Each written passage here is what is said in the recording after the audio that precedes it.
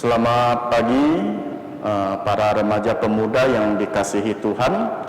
Kita akan mulai pelajaran kita pada pagi ini yang terus berlanjut ya. Kita belajar dari kitab Wahyu. Jadi kita sungguh bersyukur bahwa setiap minggu kita dapat belajar dari kitab Wahyu, di mana kitab Wahyu memberikan kita ya tuntunan juga harapan dan pengetahuan bagaimana kita bisa mengetahui tentang akhir zaman. Oleh karena itulah kita sungguh bersyukur ya dapat belajar dari kitab Wahyu. Dan pada pagi ini kita akan belajar kitab Wahyu pasal yang ke-7 ayat 9 sampai dengan 17 ya. Kitab Wahyu pasal 7 ayat 9 sampai dengan 17.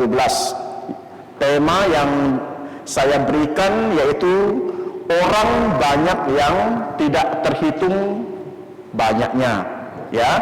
Tetapi sebelum kita belajar kitab Wahyu ini, kita sama-sama berdoa terlebih dahulu. Mari kita berdoa.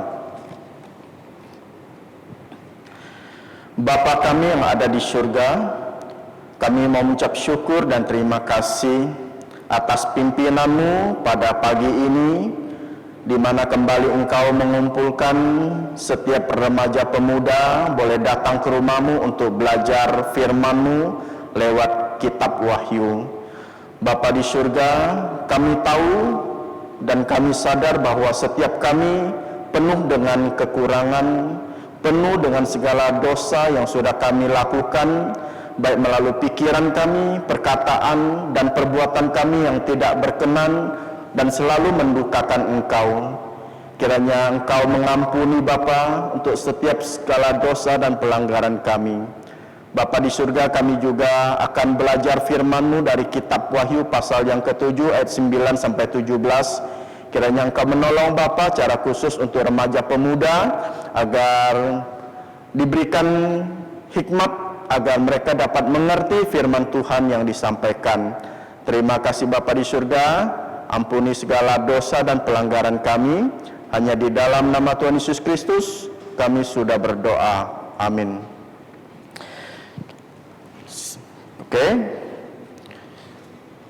Para remaja pemuda sekalian ya, kita ketahui ya bahwa di dalam keseluruhan Alkitab, kitab Wahyu merupakan kitab yang paling menarik dan paling sulit untuk dimengerti. Ya, kitab yang menarik tetapi sulit untuk dimengerti atau dipahami. Jika kita tidak mendapatkan tuntunan dari Roh Kudus, ya, kita tidak akan bisa mengerti apa yang dikatakan, apa yang diperlihatkan kepada kita di dalam kitab Wahyu ini. Oleh karena itulah, jika kita ingin belajar kitab Wahyu, kita harus bagaimana? Kita harus berdoa, memohon pertolongan Tuhan agar kita itu diberikan hikmat kepintaran dan Roh Kudus dapat menaungi kita sehingga kita dapat ya mengerti apa perkataan dari kitab Wahyu ini. Mengapa saya bisa mengatakan demikian ya? Karena kitab Wahyu berhubungan dengan apa? Kitab Wahyu itu kalau kita pelajari ya berhubungan dengan akhir zaman ya, dan juga kita bisa belajar simbol-simbol serta lambang-lambang ya. Misalnya angka 666 kita kan belum mengerti, belum paham kan? Nah, terus kita juga bisa menemukan kata-kata segala jenis makhluk ya, dan juga materai dan sangkakala dan lain-lainnya yang mungkin ya kita tidak mengerti, kita masih belum mengerti. Jadi oleh karena demikian banyak hal yang tidak dimengerti di kitab Wahyu ini membuat ya banyak penafsir ya menafsirkan berbagai tafsiran yang mungkin tafsiran yang kurang tepat, mungkin tafsiran yang salah ya. Jadi hal ini sangat berbahaya untuk kerohanian kita sebagai remaja pemuda. Kita sebagai remaja pemuda Kalau belajar tafsiran yang salah, sehingga tafsiran tersebut masuk ke otak kita, kita belajar tafsiran yang salah, maka apa yang terjadi?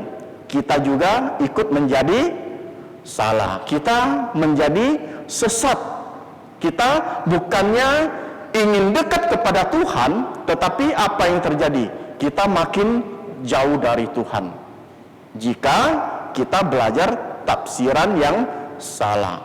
Oleh karena itulah kita sebagai remaja pemuda, kita harus hati-hati, harus dapat menilai, melihat apakah ini pengajaran betul, benar, atau pengajaran yang salah. Kita dapat memilih, ya. Nah, kita juga tahu ya bahwa kitab Wahyu ditulis oleh Rasul Yohanes yang adalah putra dari Zebedius, ya, saudaranya Yakobus.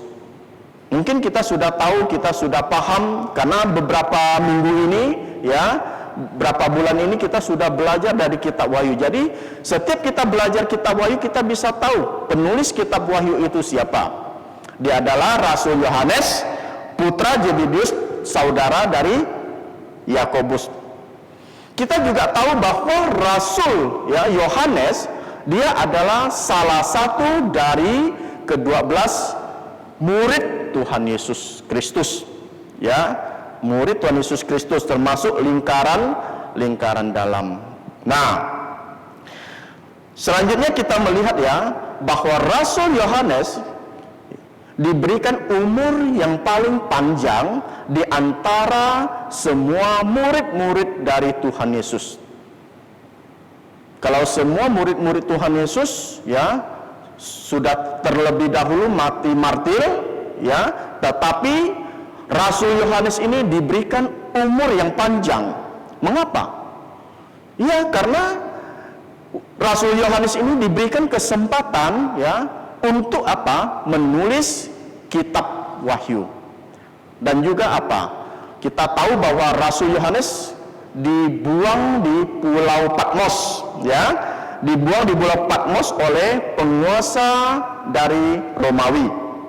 Dan di pulau inilah kita tahu ya bahwa apa? Bahwa Allah, ya, Allah mewahyukan atau menyingkapkan hal-hal yang harus segera terjadi ataupun peristiwa-peristiwa yang berkaitan dengan eskatologi atau akhir zaman kepada Rasul Yohanes. Jadi di Pulau Patmos ini, ya, Rasul Yohanes diperlihatkan apa yang terjadi sekarang dan yang akan datang, dan juga tentang akhir zaman. Semuanya akan diperlihatkan kepada Rasul Yohanes. Jadi di sini kita dapat melihat, ya, di sini kita dapat melihat di dalam penglihatannya, ya, Rasul Yohanes bukan hanya diperintahkan untuk menulis di dalam sebuah kitab, ya, dan mengirimkannya kepada 7 jemaat yang berada di Asia Kecil, yang mungkin minggu-minggu kemarin kita itu sudah pelajari. Akan tetapi di sini bagaimana Tuhan, ya, memberitahukan kepada orang-orang dari segala bangsa, suku, kaum, dan bahasa, agar apa? Mereka bertekuk lutut menyembah Allah dan anak domba. Jadi ini sungguh luar biasa, remaja pemuda sekalian. Jadi di dalam masa penganiayaan yang sedang terjadi, ya, penglihatan itu, ya, penglihatan yang diberikan kepada Rasul Yohanes tentunya menjadi sebuah penghiburan yang menguatkan Rasul Yohanes dan juga orang-orang percaya pada zaman Rasul Yohanes.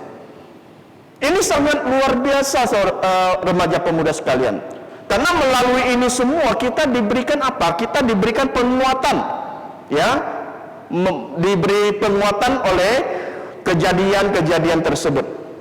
Mengapa bisa demikian? Karena kita tahu hanya Tuhan Yesus Kristus, ya, yang hanya Tuhan Yesus Kristus saja kita bisa mendapatkan keselamatan. Di luar dari Tuhan Yesus kita tidak bisa mendapatkan keselamatan, ya. Nah, sekarang kita masuk pada ayat yang ke-9. Di ayat 9 saya akan membacanya. Kemudian dari itu aku melihat sesungguhnya suatu kumpulan besar orang banyak yang tidak dapat terhitung banyaknya, dari segala bangsa dan suku dan kaum dan bahasa, berdiri di hadapan tahta dan di hadapan anak domba, memakai jubah putih dan memegang daun-daun palem di tangannya. Kalau kita melihat ya, perikop sebelumnya yaitu di ayat 1 juga dimulai dengan kata apa? Dimulai dengan kata kemudian dari itu. Ini sama dengan di ayat 9 yang tadi kita baca, yaitu berbunyi kemudian dari itu.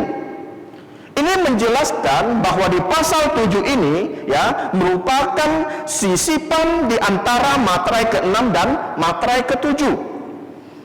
Kita juga dapat melihat bahwa di dalam ayat 1 dan ayat 9 terdapat kontras yang mencolok antara keduanya. Di sini kita bisa melihat, kalau kita melihat di dalam ayat 1 yang minggu kemarin kita pelajari ya oleh Lause Zakaria, di situ dijelaskan ya orang-orang yang dimateraikan yaitu dari ke-12 suku Israel dan para rasul. Artinya apa? Artinya orang yang dimateraikan itu ya berjumlah berapa? 144.000 orang. Ya, jumlahnya berapa? 144.000. Ya, di mana nama Allah sebagai materai pada dahi mereka kalau kita melihat di ayat yang ke-3b dan ayat yang ke-4.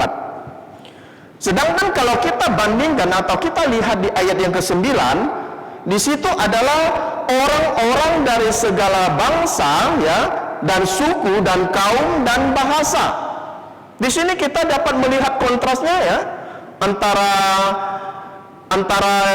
ayat 1 dan juga di ayat 9 ini ya. Kalau di ayat 9 ini mengatakan dari segala bangsa dan suku dan kaum dan bahasa. Jadi mereka ini apa? Mereka ini adalah merupakan buah dari penginjilan, buah dari Injil. Kita bersyukur ya bahwa gereja kita selalu setiap minggu ya menjalankan yaitu penginjilan dan juga pembesukan, di mana gembala kita sering memimpin kita ya untuk pergi penginjilan, pergi membesuk kepada jemaat-jemaat.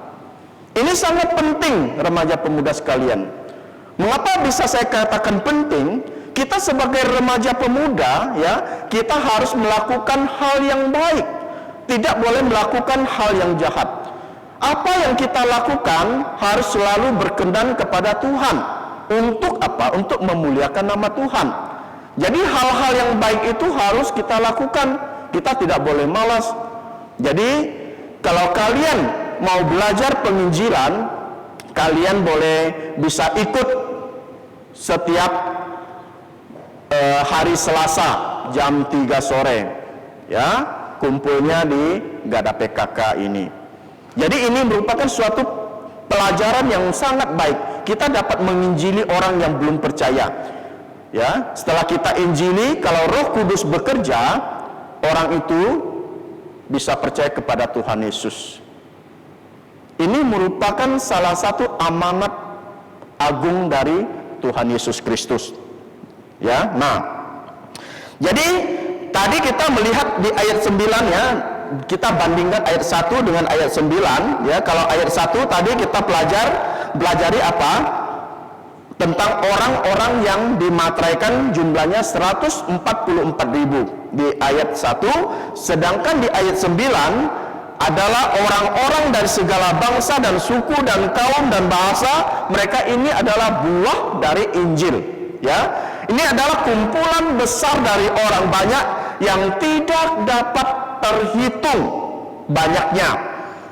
Tidak dapat terhitung banyaknya. Ini bisa diartikan bahwa saking banyaknya orang ya sampai tidak bisa dihitung. Nah, selanjutnya, mengapa bisa demikian? Karena setelah Injil kerajaan diberitakan di seluruh dunia, ya, dan menjadi kesaksian untuk semua bangsa, maka akan tiba kesudahannya. Ya, akan tiba kesudahannya. Seperti yang ditulis di dalam Injil Matius, ya, pasal 24 ayat 14. Kalian mendengarnya, saya membacanya. Dan Injil kerajaan ini akan diberitakan, ya, di seluruh dunia menjadi kesaksian untuk semua bangsa. Sesudah itu baru tiba kesudahannya. Kita melihat, ya, jika kelompok 144.000, ya, orang dipersiapkan untuk apa? Menghadapi kesulitan besar di bumi, maka kelompok kedua ini, ya, di ayat yang ke-9 ini mengalami apa? Di sini sudah mengalami suatu kemenangan dan mereka beristirahat di surga. Ya. Nah, kelompok kedua ini, ya, yang berjubah putih ini, itu menandakan apa? Menandakan kekudusan. Ya. Memakai jubah putih menandakan kekudusan. Mengapa? Mengapa memakai jubah putih menandakan kekudusan? Karena kita tahu, ya, bahwa setiap orang yang sudah ditebus oleh darah Tuhan Yesus pasti akan menjadi kudus, ya. Setiap orang yang sudah ditebus oleh darah Tuhan Yesus, dia akan menjadi kudus. Seperti halnya kita. Jika kita sudah percaya kepada Tuhan Yesus Kristus, ya, kita menanggalkan manusia lama kita. Misalnya yang dulunya kita suka apa? Yang dulunya kita suka berbuat hal yang tidak baik. Kita selalu menentang orang tua kita, ya. Kita suka berbohong, ya. Kita tanggalkan semua itu. Jika kita percaya kepada Tuhan Yesus Kristus, maka apa yang terjadi? Kita akan dikuduskan. Akan tetapi kalian harus sungguh-sungguh percaya kepada Tuhan Yesus, ya. Kalau tidak percaya kepada Tuhan Yesus, apa yang akan terjadi? Kita akan dilemparkan ke dalam neraka. Apinya, ya, apinya itu tak padam, ulatnya tak mati. Tempat yang demikian tidak boleh kita pergi. Sangat menderita, ya. Nah, jadi kalau kalian tidak mau ke tempat yang demikian, kalian harus sungguh-sungguh percaya kepada Tuhan Yesus. Karena apa? Karena hanya darah Tuhan Yesus Kristus yang kudus, ya, yang bisa menebus segala dosa dan pelanggaran kita. Sehingga apa? Kita bisa memperoleh sukacita dan berkemenangan bersama Tuhan Yesus di sorga. Ya, sama seperti mereka yang menang di dalam Wahyu pasal 3 ayat 5. Ya, di situ mereka itu memakai jubah putih yang merupakan lambang, ya, atau simbol pengudusan anak domba. Nah, selanjutnya kita melihat di ayat 10 sampai 12. Saya akan membacakan. Dan dengan suara nyaring mereka berseru, keselamatan untuk Allah kami yang duduk di atas tahta dan untuk anak domba. Dan semua malaikat berdiri mengelilingi tahta dan tua-tua dan keempat makhluk itu. Mereka tersungkur di hadapan tahta itu dan menyembah Allah sambil berkata, Amin. Puji-pujian dan kemuliaan dan hikmat dan syukur dan hormat dan kekuasaan dan kekuatan untuk Allah kita sampai selama-lamanya. Di sini kita dapat melihat, ya, kelompok besar orang tersebut, mereka menaikkan pujian kepada Allah dan anak domba dengan apa? Dengan penuh sukacita, dengan penuh rasa hormat. Seperti halnya kalian datang ke tempat ini, ya. Jika kalian datang ke tempat ini dipenuhi oleh orang-orang kudus, maka tempat ini juga menjadi kudus. Oleh karena itulah kalian tidak boleh sembarangan, ya, tidak boleh sembarangan. Oh, mentang-mentang apa? Kalian datang ke tempat ini pakai rok yang pendek-pendek, ya, pakai celana pendek-pendek, apalagi pokoknya pakai pakaian yang terbuka. Kira-kira boleh enggak begitu? Enggak boleh, ya, karena tempat ini jika dipenuhi oleh orang-orang kudus, maka tempat ini menjadi kudus. Tuhan hadir di tengah-tengah di tempat ini. Kalian harus ingat ya. Nah, di selanjutnya kita melihat di ayat 13 ya.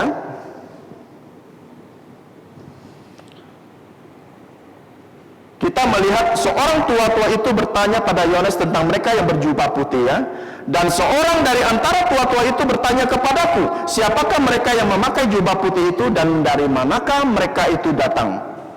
Ini sangat unik dan tak biasa.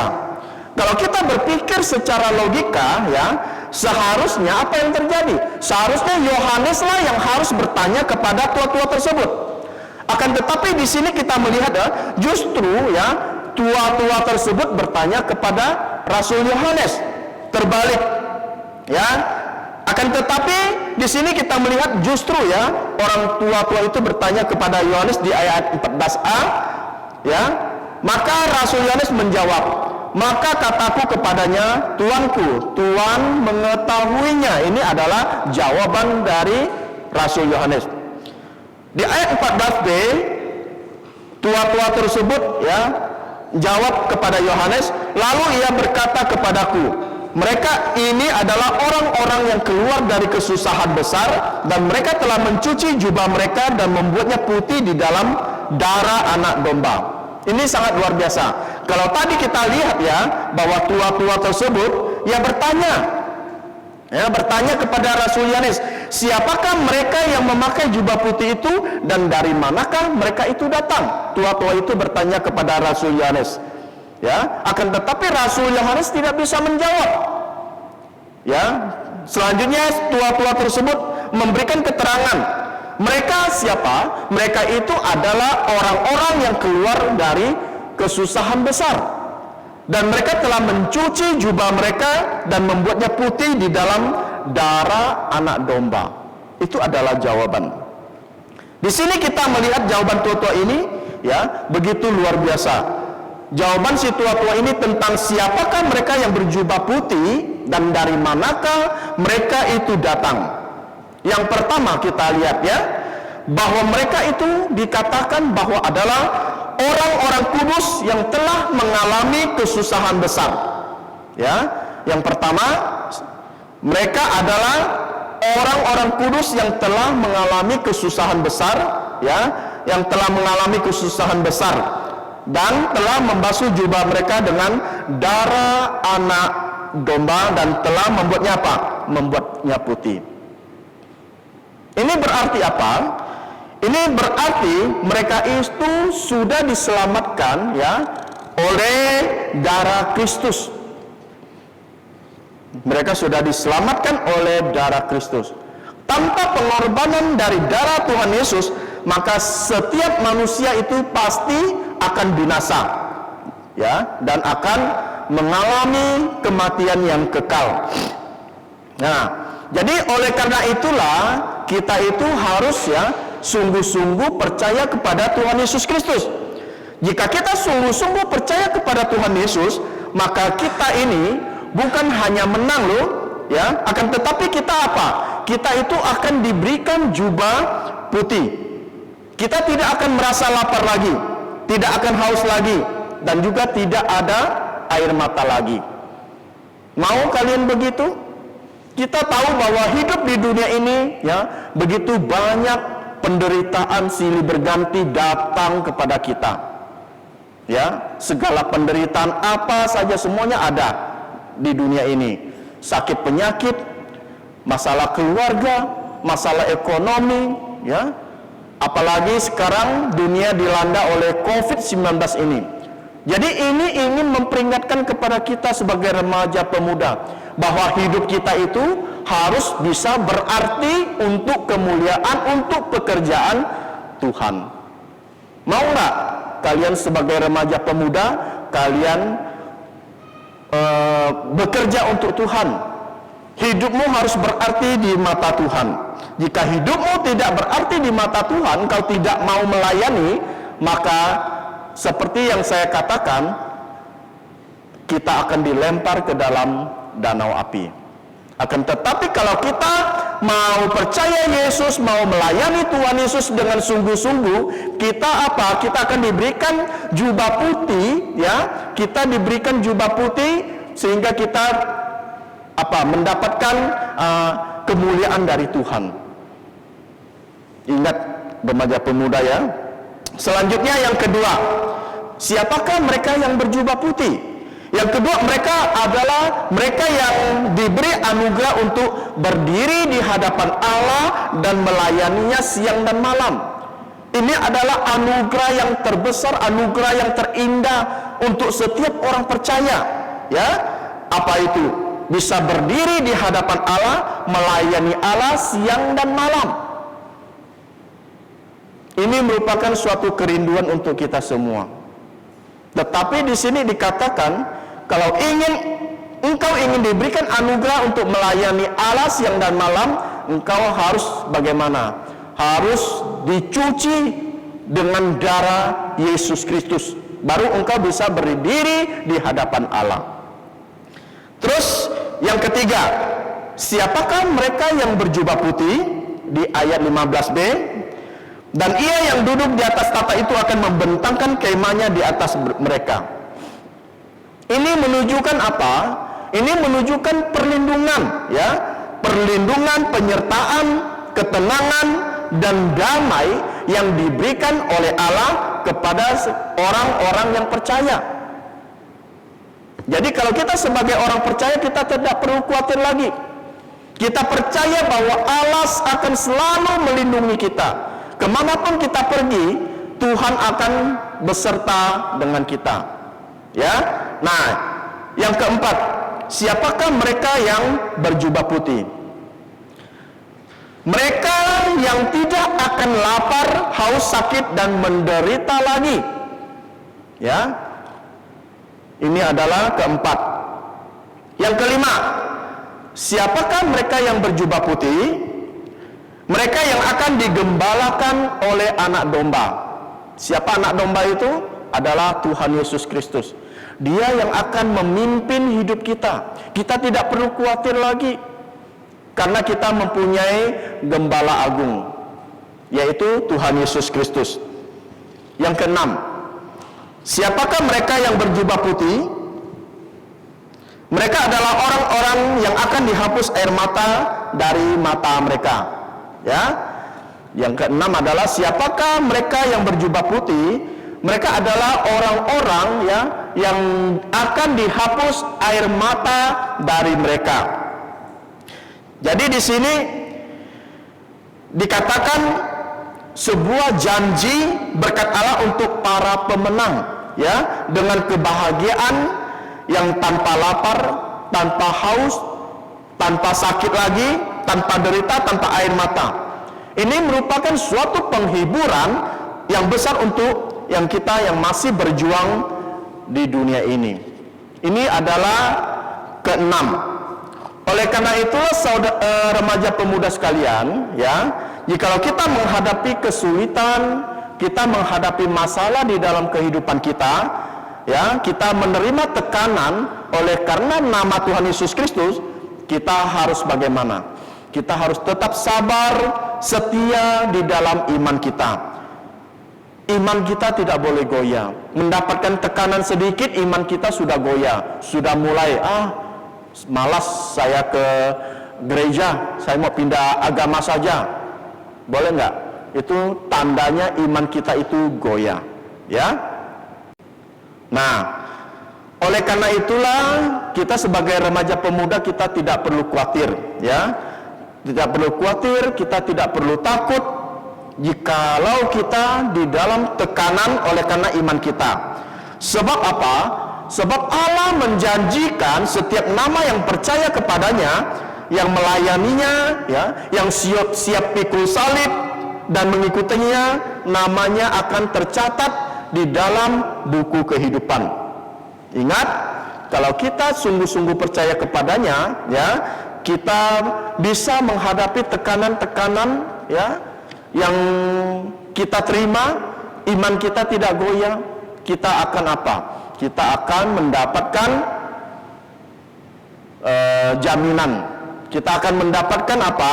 Mendapatkan jubah putih. Ya, jadi pagi ini kita sudah belajar dari Wahyu pasal 7 ayat 9 sampai 17.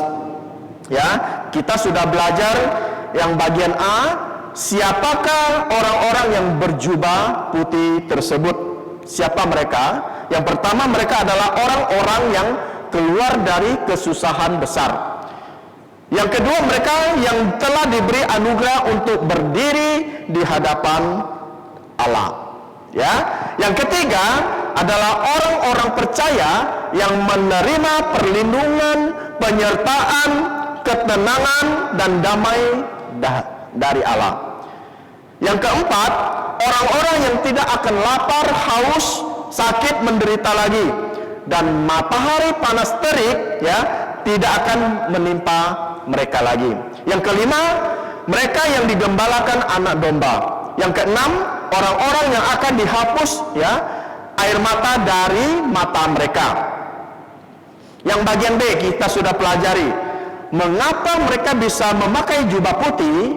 Jawabannya adalah mereka adalah orang-orang ya yang keluar dari kesusahan yang besar, yang telah membasuh jubah mereka dengan darah anak domba sehingga apa? Menjadi putih. Ya, yang ketiga, yang C, dari manakah mereka datang? Mereka adalah orang-orang yang keluar dari kesusahan yang besar ya, yang telah membasuh jubah mereka dengan anak domba sehingga menjadi putih ya. Oke. Jadi hari ini kita sudah belajar dari Wahyu pasal 7 ayat 9 sampai 17. Kiranya melalui pelajaran yang singkat di kitab Wahyu ini kita dapat mengerti. Kita dapat diajarkan bagaimana kita harus ya selalu melayani Tuhan dengan baik. Penginjilan, pembasukan, melayani apapun ya. Asal kita mau, kita setia, maka kita bagaimana? Kita akan diberkati oleh Tuhan. Apakah kalian mau hidupmu mau melayani? Kalau mau melayani, bagus. Jangan jadi anak Tuhan kita tidak mau melayani. Ya, mari kita berdoa. Bapa kami di surga, kami mau ucap syukur dan terima kasih Bapa untuk firman-Mu yang sudah mengingatkan kami dari Wahyu pasal yang ke-7. Kiranya Engkau menolong Bapa agar anak-anak-Mu dapat mengerti firman Tuhan yang disampaikan. Terima kasih Bapa di surga, sebentar kami akan selesai. Kiranya Engkau menolong Bapa untuk setiap remaja pemuda agar diberikan kesehatan yang baik. Terima kasih Bapa, ampuni segala dosa dan pelanggaran kami hanya di dalam nama Tuhan Yesus Kristus. Amin.